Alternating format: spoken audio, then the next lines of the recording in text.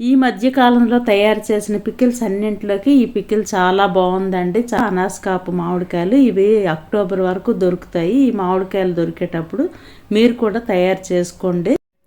అరకిలో వెల్లుల్లికి 2 మామిడికాయలు పొట్టు తీసి ముక్కలు కట్ చేసుకోవాలి. పెద్ద స్పూన్తో మెంతులు, అదే స్పూన్తో జీలకర్ర వేయించి పౌడర్ చేసుకోవాలి.